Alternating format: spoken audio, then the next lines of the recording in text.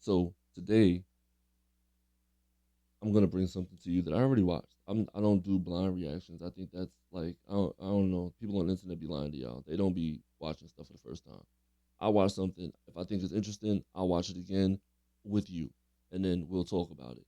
So this is Tammy Duckworth. She is she's a representative of the Eighth Congressional District in Illinois, and she is grilling Pete Hegseth, who is a television host on Fox, Fox and Friends on the weekend, and Donald Trump has appointed him, has nominated him or whatever.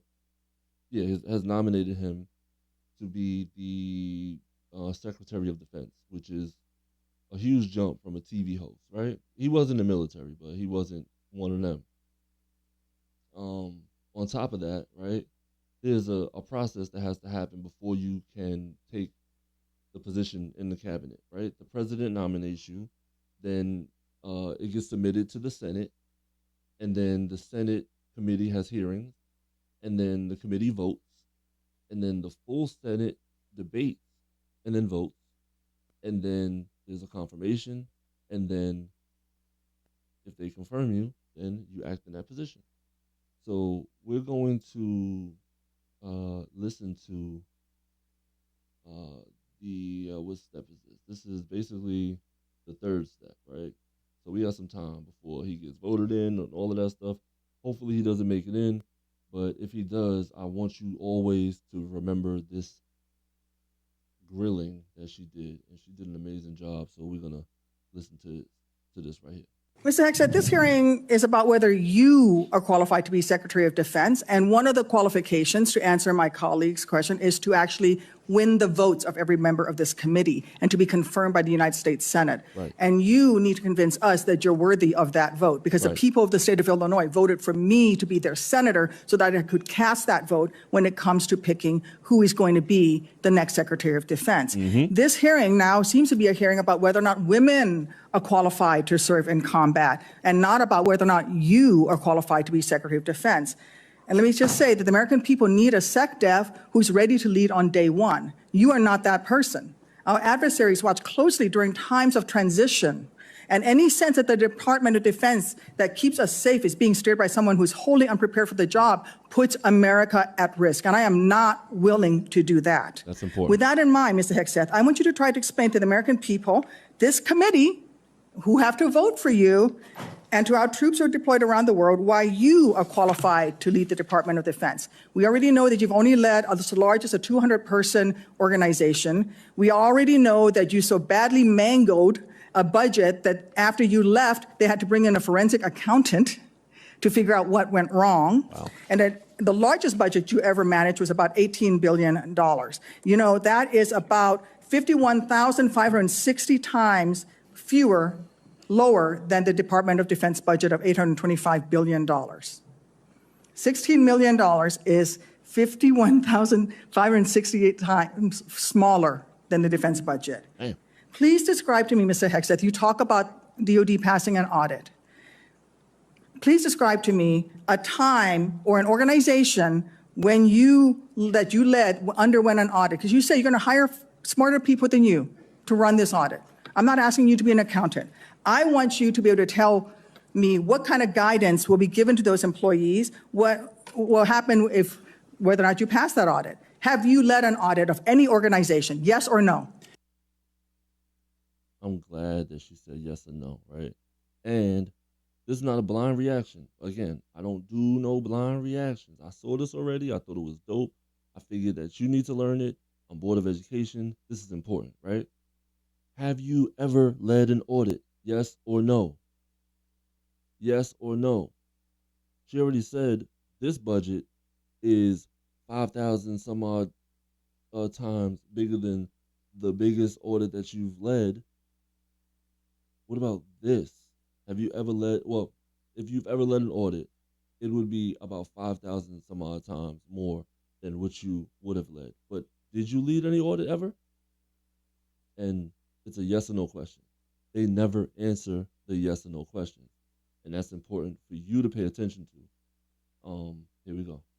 I don't want a long answer. Yes or no. Have you led don't want a an long audit answer. of any organization of which you were in charge? Senator, in both of the organizations I ran, we were always completely fiscally responsible. Yes or with the no, money did that you we lead had. an audit? And the way yes my or leadership no, has did you lead been an audit? stated Yes or has no? been completely What are you afraid of? You mischaracterized. can't answer this question. Yes or no, did you lead an audit? Do you not know this answer? Senator, every Yes or part no? of my leadership Yes of these or no? organizations. Yes. All right, I'm gonna go back. Right, I'm gonna go back maybe 30 seconds, and I'm gonna see how many times she tells him. She just wants a yes or no answer. Have you led an audit of any organization? Yes or no? I don't want a long answer. Yes or no. Have you led an audit of any organization of which you were in charge? Senator, in both of the organizations I ran, we were always completely fiscally responsible. Yes or with the no, money did that you we lead had. an audit? And the way yes my or leadership no, has did you lead been an audit? stated Yes or has no? been completely What are you afraid of? You mischaracterized. can't answer this question. Yes or no, did you lead an audit? Do you not know this answer? Senator, every Yes or part no? of my leadership yes of these or no? organizations yes has or been no, did you lead an audit? misrepresented I will from take top that as to a no. bottom. What were the findings? So there were no findings because you've never. So she asked him if it's a yes. She asked him yes or no 9 times. He didn't answer. The answer is no. This happens constantly with those. Never led an audit. What guidance did you give the auditors? None, because you've never led an audit. Nobody expects you to be an accountant, Mr. Hegseth. What we expect is for you to understand the complexity of this Pentagon budget process that is absolutely necessary to outfit our warfighters. Look, the Secretary of Defense is required to make quick decisions every single day with high-level information that's being provided for them. A Secretary of Defense has to have breadth and depth of knowledge. Right now, I am concerned that you have neither. Mr. Hegseth, what is the highest level of international negotiations that you have engaged in, that you have led in? Because the Secretary of Defense does lead international security negotiations. The Secretary of Defense leads national negotiations. That's important, right? You might not know what the Secretary of Defense does. She's saying it right now, and she's explaining why he may or may not be qualified for the position. Now, if he's qualified for the position, then he needs to explain that here so that he can get confirmed. If you're not going to answer in a way that's going to get you confirmed, then we know you're not qualified.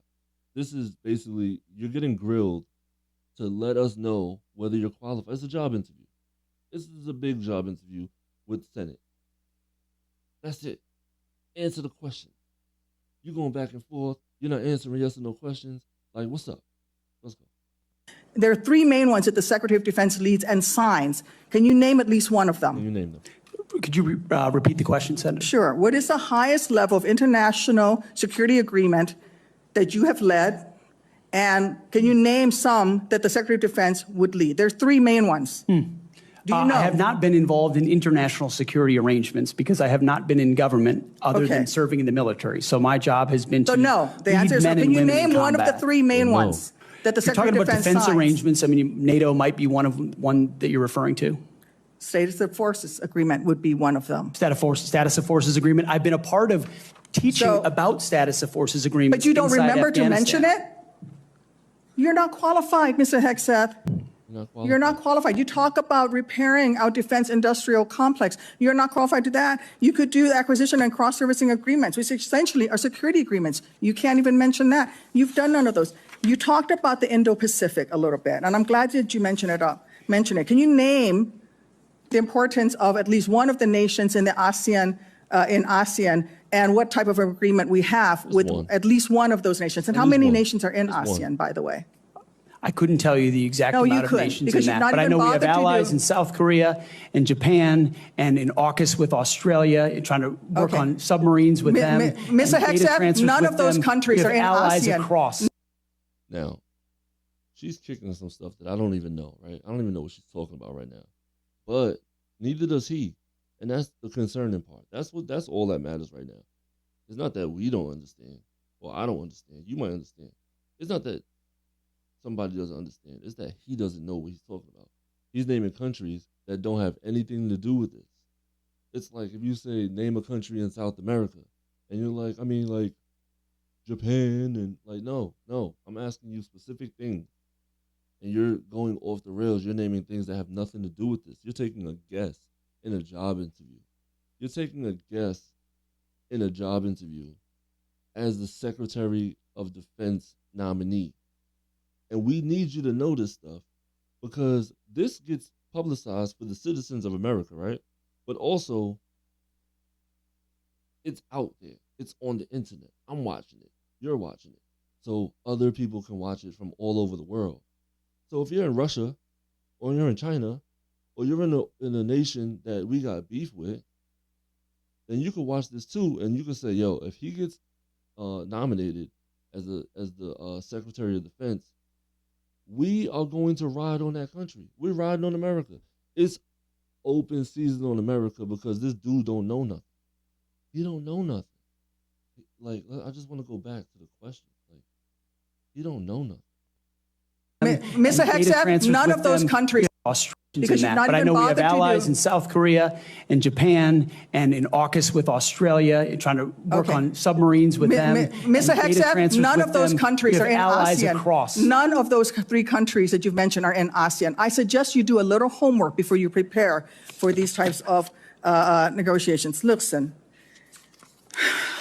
Mr. Hegseth,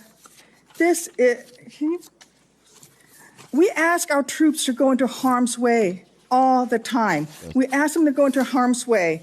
And this behind me is a copy of the Soldier's Creed, a copy that usually hangs over my desk here in the Senate, and you should be familiar with it. It's the same copy that hung over my desk at Walter Reed every single day that I woke up and fought my way back because I wanted to go back and serve next to my buddies who saved my life. This same copy, these words are repeated over and over and over again. And let me read out 2 things to you, 2 sentences. I will always place the mission first, and I am disciplined, physically and mentally tough.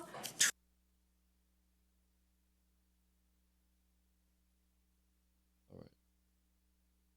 We're going to stop it there. She bodied him live in front of the Senate. I'm sure that Donald Trump was watching this. And he didn't feel no type of way. He said, I'm going to make it happen anyway. It's all right. It's my man. We're going to put him through.